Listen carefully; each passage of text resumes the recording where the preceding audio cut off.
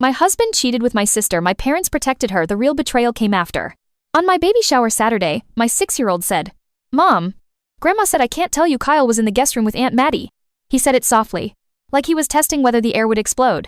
His eyes went wide right after, and his little shoulders tightened, like he was bracing for me to become someone scary. I didn't shout. I didn't ask him to repeat it. I didn't storm into the house and start flipping cushions. I made one small change. I opened a note on my phone titled Timeline, and I typed his sentence word for word. Because when a child is told to keep a secret, it's not drama. It's training. My name is Hannah. I'm 30. I live in a suburb outside Atlanta where every errand takes 20 minutes and every neighbor has an opinion. My husband Kyle is 32. We'd been married 4 years. My sister, Madison, I'm going to call her Maddie, is 28. The kind of person who can walk into any room and make it about her, even when she's trying not to. And my son, Owen, is 6. Owen is mine from a previous relationship. Kyle came into our lives when Owen was 2 and acted like being a stepdad was an honor, not a burden. That's what made this so confusing at first. Kyle didn't act like a man with one foot out the door. He acted steady. And my parents, Denise and Ron, had this habit. They didn't like conflict. They liked smooth. Smooth meant don't confront. Smooth meant smile through it. Smooth meant if someone hurts you, don't embarrass them, especially if the someone was Maddie. If you have a sibling like mine, you already know the role system. Maddie was the sensitive one. Maddie was the need support one. And I was the strong one. The one who can take a joke. The one who doesn't need much. That baby shower was at my parents' house. Because my mom insisted. "It'll be easier," she'd said. "I can help. I want it perfect." Perfect, in my mom's language, meant controlled. Maddie had volunteered to plan everything. And at the time, I thought it was sweet. We'd been closer lately. Or at least, I thought we were. Maddie had been texting Kyle about shower stuff. That's what everyone said. It started with little things. Kyle would be on his phone late at night, smiling. Not a big grin. Just private. If I asked, he'd say, "Maddie's asking about the registry." Then, Maddie started showing up at our house more often. "Just dropping off decorations," she'd say. And Kyle would pop up from the garage like he'd been waiting. Too ready. Too quick. Here's what I should have noticed earlier. When someone's behavior shifts and your gut notices, don't gaslight yourself out of it. Your gut is just your brain doing math quietly. But I was pregnant. Tired. Trying to keep Owen feeling stable. So I told myself, I'm being hormonal. I'm being sensitive. They're just being helpful. Baby shower morning, we drove to my parents' house in 2 cars because Kyle said he had to pick up ice and grab one more thing. One more thing. That phrase would start sounding like a trap. Owen and I arrived first. My mom hugged me too tightly. "You look beautiful," she said. Then she whispered, like it was a warning. "Today is about joy, no stress. New stress. Meaning, no questions." Maddie was already there, acting busy. Taping up balloons, arranging gift bags, telling my aunt where to put the fruit tray. She hugged me and said, "Look at you, glowing." I smiled. Then she glanced past me toward the driveway, like she was waiting for Kyle's car. 2 minutes later, Kyle pulled in. And he didn't walk to the front door. He went around to the side gate, toward the backyard. My stomach tightened. My mom noticed me noticing. She touched my elbow and said, "He's just helping your dad with something." Helping? Sure. I watched Kyle disappear. Then Maddie disappeared too. Not together. Not obviously. Just one after the other. And that's when Owen tugged my sleeve and asked his question. "Mom, Grandma said I can't tell you Kyle was in the guest room with Aunt Maddie." The guest room? My parents' guest room is right off the hallway, across from the laundry. I looked down at Owen and kept my voice calm. "Thank you for telling me," I said. "You're not in trouble, okay?" Owen nodded, but his lip trembled. I smoothed his hair back and said, "Go get a cupcake, I'll be right here." He ran off like he was relieved to be released from the secret. I stood there, holding my phone, typing his sentence into Timeline. Then I did the next calm thing. I watched. I didn't confront. I didn't yell. I watched who moved where and when. Because if something is true, the pattern repeats. 5 minutes later, Maddie came back first. She walked into the kitchen carrying a roll of tape like she'd been doing crafts the whole time. Kyle came back 2 minutes after that, wiping his hands on his jeans like he'd just lifted something heavy. My mom stepped between us, smiling too big. "Photos," she chirped. "Let's do photos." We did pictures. My aunt squealed over the baby onesies. Someone played a stupid game where you guess the baby food flavor. And I tried to act normal because Owen was watching my face the whole time. Then I saw my mom's iPad on the counter. My mom uses it like a second brain. Recipes, calendar, messages, everything. It lit up with a notification preview. Message preview 12:18 p.m. Kyle, she doesn't suspect. Maddie's freaking out. Keep her busy. My vision narrowed. Because there it was. Not a vibe. Not a mood. Not pregnancy anxiety. Essence. She doesn't suspect. Keep her busy. And my mom's hand shot out fast, almost panicked, and she flipped the iPad face down like she'd caught it cheating. Which told me something worse than Kyle's message. It told me she knew. My mom looked at me and smiled like nothing happened. Do you want more lemonade? She asked. I stared at her and felt my whole body go cold. Because I finally understood what the real betrayal was going to be. Not just my sister. Not just my husband. My parents had been in on the hiding. And I was still standing in the middle of my own baby shower, smiling for pictures while my life was being managed like a surprise party. Then Maddie tapped a spoon on a glass and said, "Okay, gift time." And Kyle stepped behind me, hand on my shoulder like we were still a team. And in that moment, I realized I had a choice. I could explode in front of my child. Or I could do what my mom never expected. I could stay calm and move smart. I didn't explode at the gift table. I didn't grab my mom's iPad and read the message out loud. I didn't turn my baby shower into a screaming match with paper plates flying. Because Owen was sitting cross-legged by the couch, sorting candy into piles like it was his job.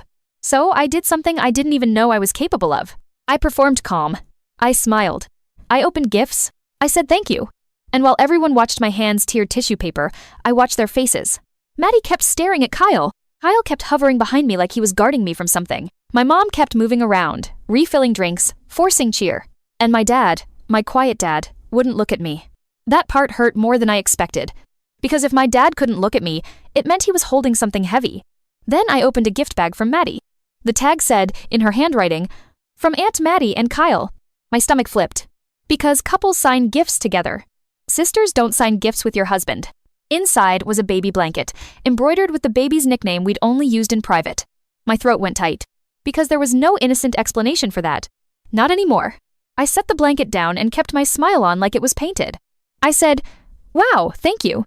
And I made one more small change. I stopped talking. I started collecting. My phone was in my lap under the table. I typed 2 lines into timeline. Gift tag. From Maddie and Kyle. Blanket uses private nickname. Then my best friend Tessa leaned close and whispered, "Are you okay?" Tessa isn't a dramatic friend. She's the friend who notices quiet changes. I whispered back, "Not right now. Later." Then my mom clapped and said, "Okay, everyone, let's do the belly photo." The belly photo. A group picture with everyone's hands on my stomach. I wanted to laugh. Because the whole room had hands on my life already. I stood up slowly, smiling, and said, "Owen, buddy, come here." I pulled him close so he was right beside me, not wandering. Because I didn't trust what might happen next. We posed. Flash. Laughter. Say cheese. Then, as people started to scatter toward the food again, Maddie stepped close and said softly, "I'm so happy for you." Her voice was sweet. Her eyes were sharp. I looked at her and said, calmly, "Me too." And that's when she made her mistake. Because she leaned in, like she couldn't resist, and whispered, "You're welcome. You're welcome." Like she'd done me a favor. My skin went cold. Then Kyle appeared, too fast, and said, "Hey, can we head out soon? Owen's probably tired." Owen wasn't tired. Kyle was scared. My mom jumped in. "Stay a little longer," she said too brightly. "Family time." Kyle's jaw tightened. He nodded. And I watched, again, how quickly my mom moved to manage him. Manage me. I waited until Tessa was alone by the hallway. Then I walked over and said quietly, "I need a ride home, something's wrong." Tessa didn't ask for details. She just nodded like she'd been waiting for me to say it. "I'm here," she said. "Whenever." I went back to the kitchen and watched my mom. She kept her iPad face down, like it was a dangerous animal. So I did a calm, normal person thing. I offered to help her clean up plates. That got me close to the counter, close enough to flip the iPad up like I was checking a recipe. And there it was. The message thread. I didn't scroll. I didn't dig. I saw what was already visible. Message 12:18 p.m. Kyle. She doesn't suspect. Maddie's freaking out. Keep her busy. Message 12:19 p.m. Mom. I am. Do not do anything stupid today. Do not do anything stupid today. My heart pounded. Not because I was shocked anymore. Because my mom had moved past denial and into management. She wasn't surprised. She was coordinating. I set the iPad back down exactly how it was and walked to the bathroom. I locked the door. I sat on the closed toilet seat and put one hand on my stomach. And I whispered to myself, "Breathe." Then I did the only thing that made me feel sane. I wrote down exactly what I saw. Word for word. I knew I couldn't screenshot without looking like I'd stolen something. And I refused to let anyone make this about my methods. So I typed it into timeline. Then I texted Kyle, from the bathroom, one sentence. Me, 1:04 p.m. We are leaving in 10 minutes, no discussion, be ready. No argument. No negotiation. When I walked out, my mom's eyes searched my face like she could tell I'd seen it. I smiled at her. Not because I was okay. Because I wasn't giving her the advantage of my panic. 10 minutes later, I gathered Owen, hugged my aunts, thanked people, and said, I'm tired. We're heading home. My mom's smile flickered. I'll send leftovers, she said. Kyle's hands were shaking slightly as he grabbed the car seat gifts. Maddie hugged me goodbye, and she held on a second too long. She whispered, Don't be dramatic. I pulled back and smiled, calm. I won't, I said. Then I got in the car with Kyle and Owen. And for the first time all day, I stopped performing. Because the second we turned out of my parents' subdivision, Owen asked, Mom, are you mad? I kept my voice gentle. I'm not mad at you, I said. You did the right thing. Owen nodded slowly. Then Kyle cleared his throat. He said, Can we talk? I stared out the window at the Georgia pine trees blurring past, and I said the sentence that made him go quiet. I already know, I said. And I watched his reflection in the windshield. Because in that silence, I was about to find out whether he would tell the truth, or whether he would try to make me doubt what I saw. Kyle's hands tightened on the steering wheel. He didn't answer right away. Which, honestly, was an answer. Because innocent people don't need time to invent. They just speak. I kept my voice calm. Before you say anything, I said, I'm going to ask one question. Kyle swallowed. Okay, he said. I said, how long? Kyle exhaled like the air hurt. Hannah, he started. It's not. I cut in, quietly. How long? I repeated. Owen was in the back seat, humming to himself, half listening, like kids do. So, I did something I hate that I had to do. I made a parenting choice in the middle of my marriage collapsing. Kyle, I said, drop us at home, then you go to your brother's tonight. We talk after Owen is asleep. Kyle's voice cracked. Please, he said, don't do that. I didn't yell. I said, this is not optional. When we got home, I kept it normal for Owen. Snack? Cartoon. Bath time. I kissed his forehead and said, You're safe, okay? He nodded, but his eyes stayed on my face. Then Kyle packed a duffel bag without looking at me. At the door, he tried one more time. Hannah, he whispered, I didn't mean for you to find out like this. Find out. Not, I didn't do it. Find out. I nodded once. That's what I thought, I said. Kyle left. The house felt too quiet. And that's when the rage tried to rise. Not screaming rage. That deep, shaking rage that makes you want to break plates just to prove you're real. So I made another small change. I turned rage into work. I opened my laptop. I opened our shared email, and I searched one word. Maddie.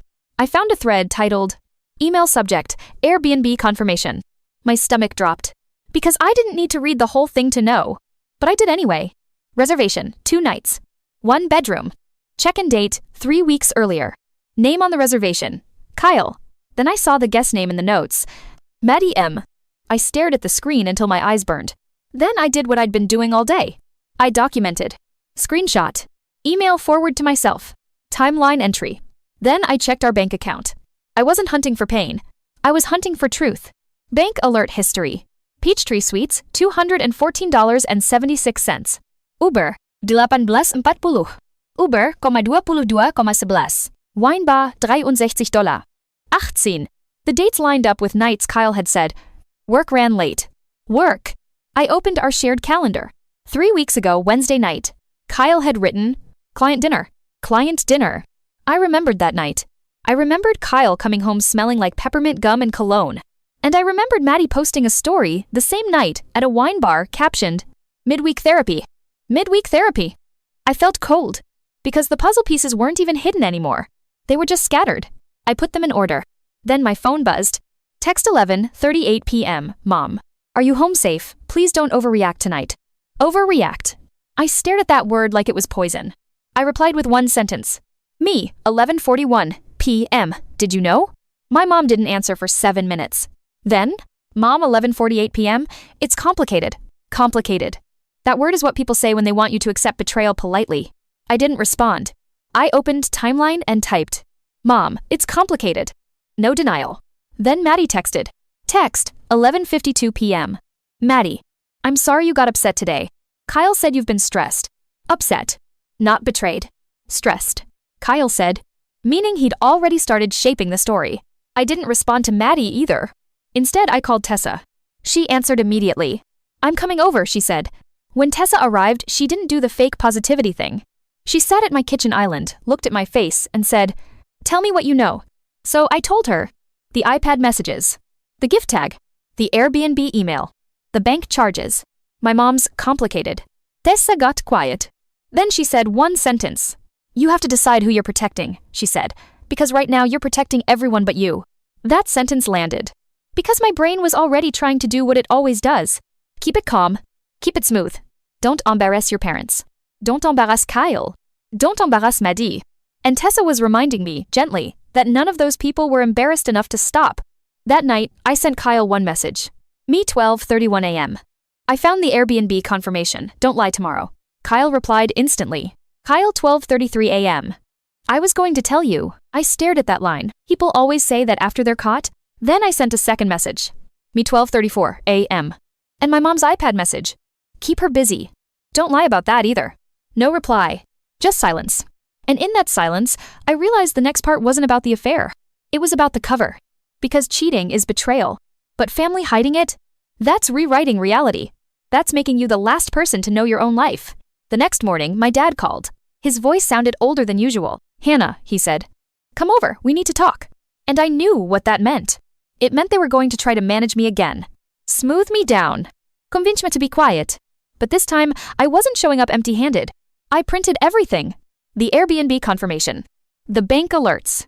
The calendar entry. The texts. And I put it in a folder. Not a dramatic folder. A boring folder. Because boring facts are the hardest thing to argue with. And I was done being the person who gets called dramatic for reacting to something that should never have happened. My parents' house looked the same as it always did. Perfect lawn. Fresh wreath on the door. The smell of coffee like a strategy. My mom opened the door with red eyes. Not because she was heartbroken for me. Because she was scared of consequences. My dad was at the kitchen table already.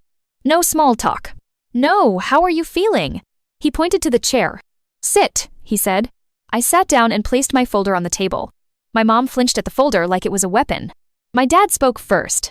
"Kyle told us you found out," he said. I nodded once. "He told you," I repeated. My mom whispered, "Hannah." I held up a hand gently. "No," I said, "I'm going to talk, and you're going to listen."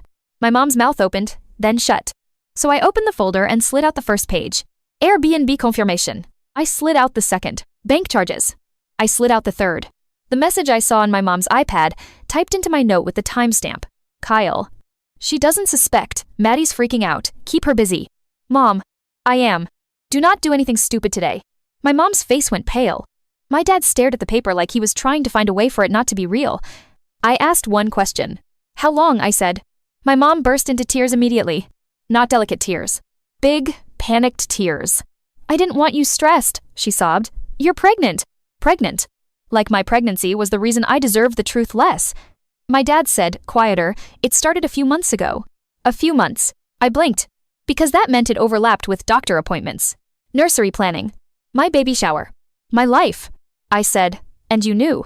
My dad looked down. My mom said, Maddie came to me first. Of course she did. My mom continued, crying.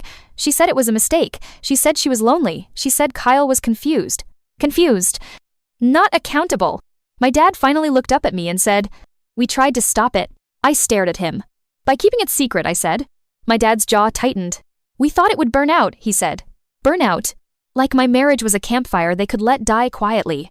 I asked, did you tell Kyle to tell me? My mom shook her head fast. No, she whispered. We told him not to, until after the shower. After the shower. So they could keep their event nice. I felt something cold settle into place. Because here's the truth. My parents didn't hide it to protect me. They hid it to protect themselves from an uncomfortable moment. And they hid it to protect Maddie. I stood up. My mom panicked. Hannah, please, she cried. Don't do anything rash. Rash. Like leaving a liar is rash. I said calmly, I'm not doing anything rash. I'm doing something overdue. Then Maddie walked in. She didn't knock. She never knocks. She walked into the kitchen holding a bag of leftover cupcakes from my shower like she was bringing peace offerings. She froze when she saw my face. Then she did what Maddie always does. She smiled. Hannah, she said softly, can we talk? My mom cried louder. My dad's face tightened. And Maddie looked at my parents like she expected them to handle me. But I didn't give her the chance. I said, calmly, tell me the truth. Maddie blinked. Then she laughed a little, like she couldn't believe I was being serious. It wasn't like that, she said. I slid the gift tag across the table. From Aunt Maddie. And Kyle. I read out loud. Maddie's smile cracked. That was just, she started. I slid the Airbnb confirmation. Maddie's eyes dropped to it. She swallowed. Then she said the line I will never forget. You were always going to forgive him, she whispered. I stared at her. Not because it was clever. Because it was cruel. She believed I was built to absorb pain. My dad stood up. Maddie, he snapped. Enough. Maddie flinched, then turned on him. Oh, now you're mad, she hissed. You've been hiding it for months. My mom gasped, like she didn't want that said out loud. Because that's what this was. A family lie. And now it was finally being spoken. Maddie looked back at me. Her eyes filled, but I didn't trust them. I'm sorry, she said. I didn't plan it. It just happened. I nodded once. Then I said, and the part where you signed gifts with him, that just happened too. Maddie's face flushed. She whispered, I thought you didn't even want him anymore. I felt my throat tighten. Not because I wanted him. Because she'd turned my private marriage struggles into a justification. I said, you don't get to decide what I wanted. You don't get to decide what I deserved. My mom reached for my hand. I pulled back gently. Because touch is how my mom tries to smooth things. And I was done being smoothed. I said calmly, here's what's happening. My mom whispered, Hannah. I continued. Kyle is not coming back to my house, I said. Maddie is not around Owen, I said. And you, I said, looking at my parents, are on a timeout from my life until I can trust you again. My dad's face crumpled. My mom cried harder. Maddie's mouth opened in shock. You can't do that, Maddie snapped. I'm your sister. I looked at her. You stopped acting like my sister, I said. Then I walked out. Not running. Not shaking. Just walking. Because the most powerful thing I could do in that moment was leave without a show. In the driveway, my phone buzzed. Text 2:14 p.m. Kyle. Please let me explain. Explain. Not apologize. Explain. I got into my car and drove to Tessa's house. And when I walked in, Tessa looked at my face and said, did they admit it? I nodded. Tessa exhaled and said, okay, then we plan. And that's when the story shifted from betrayal to consequences. The next few weeks were not dramatic. They were administrative. Which honestly is what betrayal turns into when you stop crying long enough to protect yourself. I stayed at Tessa's for 3 nights, then moved back home with Owen. Kyle stayed at his brother's. We didn't do the talk every night thing. Because I'd learned, talking without structure just becomes manipulation. So I did 3 things. 1, I scheduled a consult with a family attorney. Not because I wanted revenge. Because I wanted clarity, timelines, and protections. 2, I got a new bank account in my name. Not to hide money, to stop the bleeding. 3, I set communication rules. Texts only, about logistics only. And if Kyle tried to drift into feelings, I didn't respond. Kyle didn't like that. So he tried a new tactic. He started showing up emotionally. Apologies. Long messages. Remember when we... Text, 9:02 p.m. Kyle. Maddie was a mistake. I love you. Please don't let our baby grow up in a broken home. Broken home. As if my home wasn't broken when he brought my sister into it. I replied with 1 sentence. Me, 9:11 p.m. Our baby will grow up in a peaceful home. That's the goal. No argument. Just the truth. My parents tried to press the old buttons. My mom left voicemails. Voicemail summary. Hannah, please don't do this. Families make mistakes. Maddie is sick with guilt. Sick with guilt. But still not sick enough to stop signing gifts with my husband. My dad sent 1 text that was more honest. Dad, 7:18 a.m. I failed you. I want to fix it. Fix it. I stared at his message and felt something complicated. Because I did love my dad. I just didn't trust his conflict avoidance anymore. Then Maddie tried to go around me. She texted Owen's dad. Yes, she went that far. Text, forwarded by Owen's dad, 6:44 p.m. Hey, Hannah's overwhelmed. I'm worried about Owen. Can you talk to her? I felt rage flash hot behind my eyes. Because that was Maddie's move. Make herself the concerned one. Make me the unstable one. So I documented it. Then I did the calmest, coldest thing. I sent Maddie 1 message. Me, 7:02 p.m. Do not contact people in my life again. If you do, I'll take steps to protect my peace. She replied within seconds. Maddie. So, you're threatening me. I didn't respond. Because you don't argue with someone committed to misunderstanding you. The baby shower gifts got delivered to my house in a pile a week later. My mom tried to drop them off like nothing happened. I didn't let her in. I stood on my porch and said calmly, not today. And I watched my mom's face change. Not anger. Shock. Because my mom was used to me folding. I didn't fold. Over time, the story in the family started shifting. Not because my parents suddenly became brave, because other people had witnessed pieces. The From Maddie and Kyle gift tag. The weirdness at the shower. The sudden breakup. People started connecting dots. And you know what's wild? When you stop protecting a lie, the lie gets cold fast. Kyle asked for one meeting in person. I agreed, at a public coffee shop near a grocery store. Middle of the day. No private corners. Kyle showed up looking tired. He sat down and said, "I'm sorry." I nodded once. Then I said, "Tell me why." Kyle blinked. He started. I cut in gently. "No," I said. "Not it was a mistake. Tell me why you did it." Kyle stared at the table. Then he said the most honest thing he'd said in months. "Because Maddie made me feel wanted," he whispered. Wanted. That word hit hard. Not because it excused him. Because it was selfishly simple. I nodded slowly. "Okay," I said. "And what did you think it would do to Owen?" Kyle's face crumpled. "I didn't think," he whispered. "That was the truth too." Then Kyle said, "My mom says you're being cruel. She says you should forgive." I looked at him. "Of course your mom says that," I said. "My mom did too." And in that moment, I realized something that gave me clarity. These families didn't want truth. They wanted smooth. I said, "Kyle, our baby will have 2 parents, but I am not your wife anymore." Kyle's eyes filled. He whispered, "Please," and I kept my voice steady.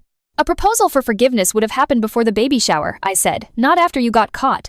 Kyle sat back like he'd been punched, because he knew it. A few months later, I had my baby. A healthy little girl. And I'm telling you that not as a perfect ending, but as a real one. Because the day I held her, I felt grief and relief at the same time. Grief for what I thought my family would be. Relief that she would never have to grow up watching me accept less than respect. Final update. Kyle has a structured schedule. We communicate through a parenting app now. It keeps things clean. My parents, they're not back to normal. They apologized, but apologies aren't time machines. My dad has been trying in ways that feel real. He corrected someone at a family event when they tried to blame me. He said, out loud, "Hannah didn't break this, Kyle did." That sentence was the first time I felt protected. My mom is still learning not to smooth. Maddie and I are not in contact. Not out of spite. Out of safety. Because the lesson I learned is simple. If someone can lie about you with a straight face, they can do it again. And Owen. Owen is okay. He still asks questions sometimes. He still wants reassurance. But our house is calmer now. No secrets. No guest rooms. No, keep her busy. Just peace. Here's what we learned from this story. First, if a child is being told to keep secrets from a parent, that's not family drama. That's a safety problem. Second, betrayal gets worse when other adults help hide it. Because then it's not just pain, it's reality being rewritten. Third, don't argue with a narrative. Document facts, keep receipts, and set clean boundaries. Fourth, keeping the peace can become a habit that protects the person doing harm. Peace that requires your silence is not peace. And finally, if someone only offers change after they get caught, it's not growth, it's damage control. If you like calm, realistic long story times with receipts, clear timelines, and real closure, subscribe to the channel. That's what we do here.